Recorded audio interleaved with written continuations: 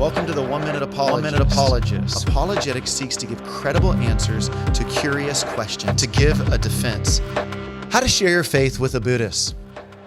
I've got to admit, I don't think I've ever been in an evangelism conversation with the Buddhists. In fact, I've had the privilege to share the gospel with Jehovah's Witnesses, Mormons, Muslims, Hindus, but I can't think of a Buddhist. However, if you're living in Hawaii, where it's the #1 state religion there, Buddhism, you might have ample opportunities. Some of it depends on where you live or your location. Here are just some tips that I think are transferable across different beliefs. But first and foremost, pray for God to open the door for an opportunity. That was Paul's prayer in the book of Colossians, praying for an opportunity. When you do begin to share the good news of Jesus Christ, don't be scared to say, I don't know.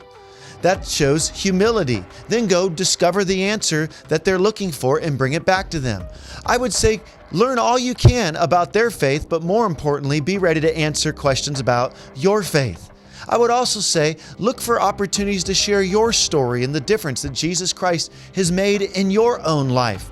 And don't underestimate, if they end up believing in Jesus, what it might cost them to walk away from their faith, the rejection that they could experience from friends and from family members.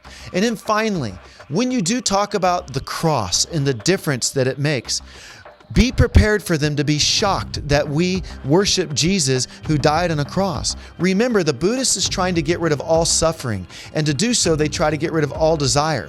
But the absolute picture of suffering is the gore of the cross. So to them, finding salvation at the place of suffering, well, that's going to take some conversation. But I would encourage you to let them know that it's at the cross where suffering will ultimately be brought to an end. See, suffering is the cause of sin, and it's at the cross that Jesus dealt with our sin. Those are just a few tips in engaging a Buddhist with Jesus Christ.